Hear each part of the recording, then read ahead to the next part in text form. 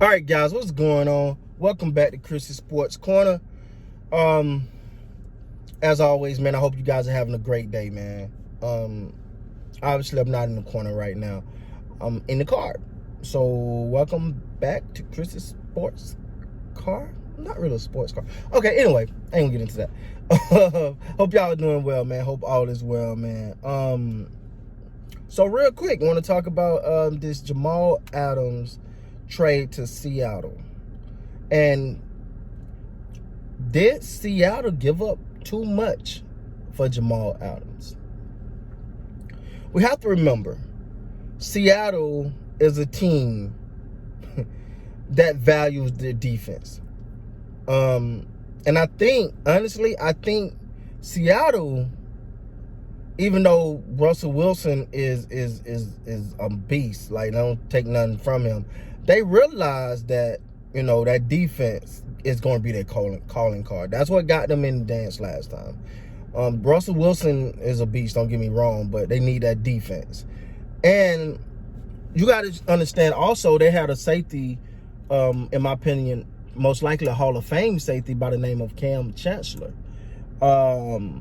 who was arguably the best safety in the league. And he was a difference maker. He was a leader. He was everything on that team. Now, Jamal Adams can play the same kind of way he could play. I don't think he's the hitter that Cam Chancellor was. Like, I think Cam Chancellor came to lay a lick when he came to lay a lick, all right? But Jamal Adams is a box safety, but he do got cover skills. I think he may be a little bit better in that area than Cam Chancellor was, by a little. So they value him a lot. They value the defense. They value the safety position. Obviously more than some teams. And you got to think about it. They're looking at it like, okay, we'll give up 2 first round because we think we got a championship roster.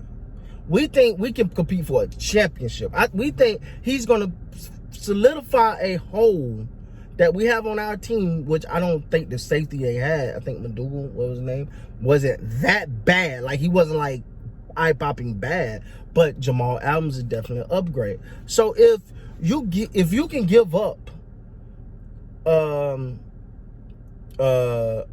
two first round picks, now that was a high, but if you can give up 2 first round picks for a Jamal and get a Jamal Adams in return,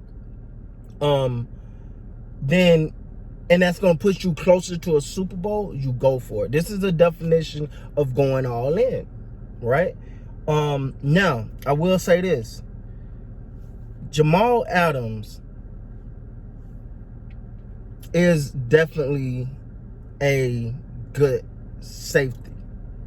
He's played well. I think, but it's something to be said when you're in a winning culture. And Seattle has a winning culture. And he's not going to, he could be mouthy because Seattle's okay with that. Like, they had the Legion of Boom. Like, all those guys talked and they all stood, they all were men amongst men. They all were very vocal. They were a very outgoing group of guys. But it worked. Long as it worked, it's going to work. But the small little concern I have is not a big one.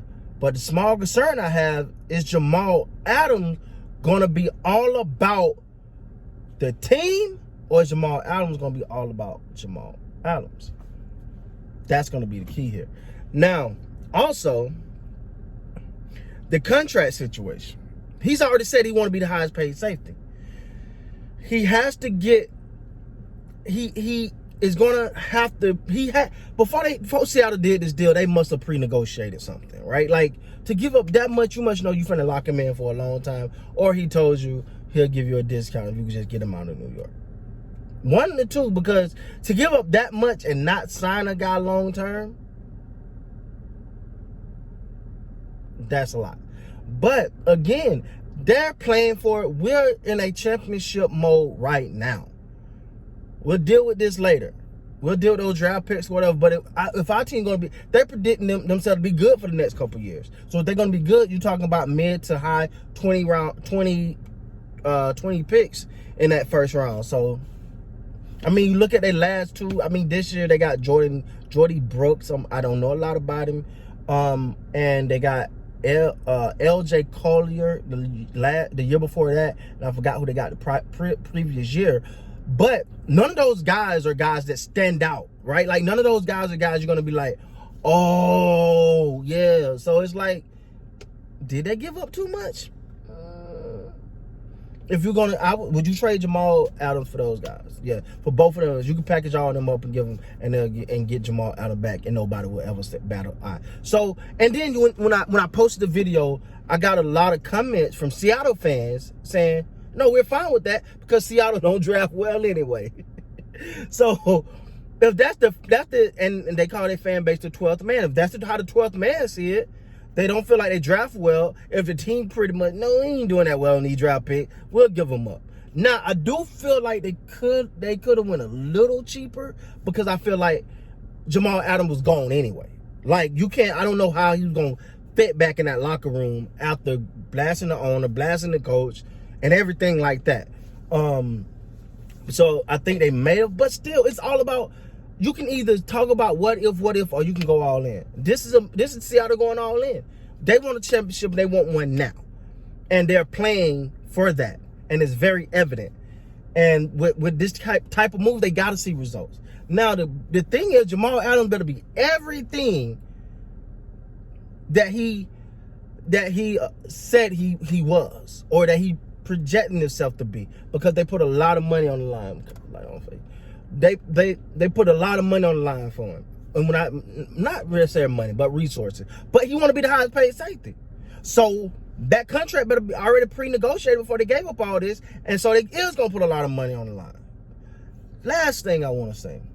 Now, it came out today, Jamal Adams complained about Seattle putting him on a 7 a.m. flight. Now, I don't think it was a serious complaint. I think he was being funny. Like, man, come on, man. It ain't got to be 7 a.m., do it. Wow, y'all was trying to get me there. You know what I'm saying? So I don't think it was that big of a complaint. But he's one of those people that, because he's so vocal and he's known to complain, and I'm not saying he's not justifying his complaints, but he's known to complain, so every little thing get taken out of context. So do I think it's a bad? Nah. If this was Seattle willing to pay and they feel like they don't draft well anyway, and nobody around Seattle is batting the eye at this, then it's a good trade for Seattle. The Jets, they got resources. You know, they're known to be a dormant franchise. So now they got an opportunity to use these draft picks, maybe package together, get a franchise player, or make some moves in the draft. They got some resources to be a better team. That's my take on that, guys. So no, I don't think it was a bad deal. I don't think Seattle overpaid based off of their goals. With that being said, guys, please like, comment, subscribe to the channel. Until next time, man, you guys be great.